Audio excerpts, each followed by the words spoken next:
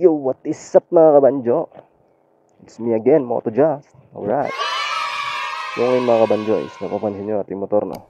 So naka full shifter tayo. So ayos, diba? So ngayon mga kabanjo, isi-share ko sa inyo kung paano nga ba ginagamit itong full shifter mga kabanjo para ka-install sa motor, no?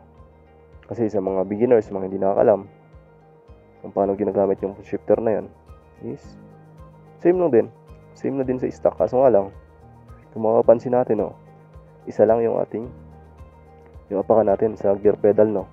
Wala tayong pang, mapapansin nyo sa stock natin, merong pang upshift at pang downshift, yung palikod, no, pagbawas at dagdag. So sa kaso natin mga kabanjo, dito sa shifter natin is isa nga lang. So paano nga ba ito gumagana mga kabanjo, ano, itong shifter na to? So i-demo ko sa inyo mga kabanjo. So isipin natin yung sa stock natin, dito nakalagay yun, di ba? Yan. So hindi ko na mahanap yung stock na gear pedal ko, kaya I came up with this idea mga kabanjo. Ito na, sharan, kutsara. So ito siya mga kabanjo. Isipin nyo na lang ito yung gear pedal natin. So pagpasensyahan nyo na kasi wala akong mahiraman at di ko na makita yung stock natin. So ito na lang mga kabanjo. Kunwari lang. So huwag nyo muna isipin to sa shifter mga kabanjo, dito matay sa stock. Okay? So sa stock natin is meron tayong rotary motion, di ba? So ano yung rotary motion natin? So yun yung pwede kang from neutral, pwede kang pumunta na first gear, o kaya from neutral, o pwede kang mag fourth gear. So yun yung rotary motion. So kumbaga from the word itself, rotate o rotation, naiikot siya, paikot-ikot siya. Okay? So ganito yung mga kabanjo. So sa stock natin is meron tayong 4-speed transmission gear, no? Ito 4th gear na tayo. From neutral to first gear, second gear, third gear, fourth gear. Then isa pa ulit, back to neutral yan. So yung rotary motion na tinatawag mga kabanjo, from neutral pwede kang bumaba ng fourth gear. Baka kanina from neutral to first gear, and so on. So dito naman mga kabanjo, from neutral naman to fourth gear. Okay, ito, neutral. Then fourth gear, bawas. Third gear, bawas. Second gear, first gear, then neutral. So yun yung tinatawag na rotary motion mga kabanjo. Pwede kang from neutral to first gear, neutral to fourth gear. God. So yun yung tumatakbo. So dito naman tayo mga kabanjo sa shifter, no. Yung ating pinaka-topic kung paano natin siya ginagamit. So kung mapapansin nyo mga kabanjo ay iisa lang yung nakikita nyo sa ating gear pedal. Parang ganito siya mga kabanjo. Ayan. Ano ba, ito yung stock natin. Dito lang yung meron, yung pang upshift lang at wala tayong pang downshift. Ano ba ito? So ito lang. Paano natin gagawin ito mga kabanjo? So ganito yan. Pag mag-upshift ka, tatanggalin ko na ito yung ating kutsara, no? Kasi sasandok pa natin ito mamaya sa kanin. So ngayon ng mga kabanjo, papakita ko sa inyo kung paano gumagana yung shifter, no mga kabanjo. Kung paano papaganahin yung full shifter, kung paano yung gear niya, no. So same lang din sa stock natin mga kabanjo. Kaso nga lang, yung pinagkaiba lang nila is isa nga lang yung ating apakan, no. Kumbaga yung pang downshift natin is andun na rin. So paano nga ba natin ginagawa yun mga kabanjo? So ganito yung mga kabanjo. So yan, naka-neutral tayo, mapapansin nyo. Tapos mag-upshift tayo, punta tayo ng primera. Okay, tapakan nyo lang siya mga kabanjo. Ayan, yan, down. Yan, naka-primera yan mga kabanjo. Mapapansin nyo yung gulong natin is umiikot. Then paano pa magdadagdag ulit ng second gear? So apakan mo lang siya ulit. Yan, upshift, second gear. Kung mapapansin, ayan, naka second gear tayo mga kabanjo. Then third gear, yan, same lang din. Yan. Then fourth gear. Yan. So ganyan siya mga kabanjo. Ganyan gumagana yung shifter. Fourth gear. So balik natin.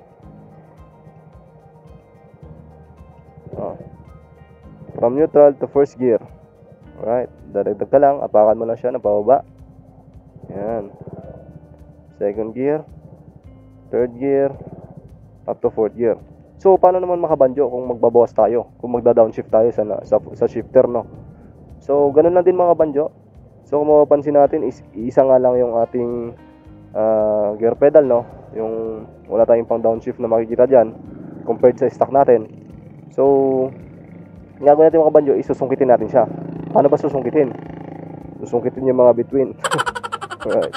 So, ganito mga banjo, okay? Kung mapapansin nyo, is naka 4th gear tayo. Tapos magbabawas tayo, magda-downshift tayo.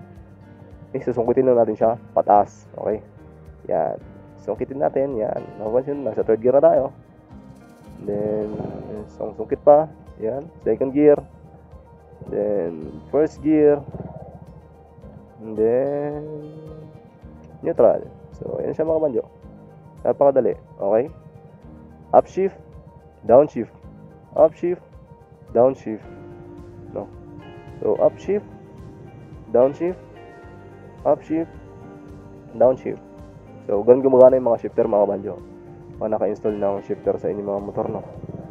Napaka basic, no? From neutral, first gear, second gear, third gear, fourth gear. Okay. Downshift, third gear, second gear, first gear, neutral. So, ganun mga banjo. Ganun gumagana yung motor na naka full shifter. So, unlike sa mga ibang naka fully manual, no? May mga clutch, may mga rider, sniper. So, merong iba-ibang kung paano gumagana yung kanilang gear pedal mga kabanjo, no? Meron yung 1 up, 4 down, yung mga ganun-ganon, something like that. Right. So, sa atin mga kabanjo is rotary lang siya. Basic lang kumbaga. So, ganun yung mga kabanjo, ganun gumagana yung sa full shifter. Wala naman siyang masyadong pinagkaiba. Kasi yung pwesto na yung paa is ito nga lang. So, medyo nakakangawit nga lang kung baguhan ka lang sa full shifter, no? So kasi mga kabanjo, no? Kung mapapansin nyo, meron na yung ibang klase na shifter. Pabaliktad naman siya. Imbis na yung pang upshift yung nandito, nangyayari is yung pang downshift naman. So, paano naman gumagana yun? So, halimbawa, ito yung stock natin, di ba? So, ito lang yung meron tayo sa ganitong klase na shifter. Yung pang upshift lang, wala tayong pang downshift na nakikita. Kasi disungkit nga siya. Upshift, upshift, downshift. So, ganun siya. So, sa ibang klase naman shifter mga kabanjo, hindi ko naman ang tawag dun eh. Pabaliktad naman siya. Kumbaga, ito lang meron siya. Wala siyang ganito. So, bali parang ganyan siya. Dito siya nakakabit mga kabanjo. Yan na, ganyan. So, ang gagawin mo, baliktad naman siya. Kung ito yung upshift natin, dagdag natin. So, dito naman sa kanya, so, ganun din. Diba? Dagdag. Ganyan. So, bali parang inapakan mo siya pababa. Sa kanya naman, dahil andito siyang gear pedal niya, pabaliktad naman sa kanya. Ito yung dagdag niya. Pataas naman. So, may gets nyo? Kasi ito, diba? Parang halimbawa, ganyan siya. Yan. Pag magdadagdag ka, upshift ka, ito yung susungkitin mo. Itaas mo naman to. Yan. Yan. Parang ganyan, no? Ganyan yung mangyayari. Dagdag. Kung magbabawas ka, ito, pag magbabawas tayo dito, yung tawin to. Dito naman, sa ganito klase na shifter, pag magbabawas ka, dito ka naman mag-apak itaas, no? So, kumbaga, kung kabaliktaran lang din ito mga kabanjo. So, nakakalito yon sa mga baguhan. Kasi, kung nasanay ka dito na yung dagdag mo is pababa, tapos yung bawas mo is sungkit pataas, dito naman siya nabaliktad mga kabanjo. So, madadagdag ka, susungkit ka naman, pataas naman siya. So, magbabawas ka, ito naman yung apakan mo sa likod. So, ganun lang mga kabanjo. Na ganun yung ibang klase na shifter. So, dito yung nakakabit mga kabanjo, para na ganyan siya. Kung baga, ito yung sa atin, is nakasama siya dito sa mismong body ng shifter. Ito naman sa kanila, nakahiwalay. So, parang ganyan yung itsura niya. Yan. Isipin mo wala to. Tapos ganito lang. Yan, di ba? So, yung upshift nila, sungkit, upshift, first gear, second gear, third gear, fourth gear. So, downshift naman nila is pababa naman. Fourth, third, second, first. So, kabaliktaran dito sa ating mga kabanjo. So, kung nagbabala kayo ng ganong shifter, aralin nyo na lang. So yun, thank you so much sa inyong panonood at God bless.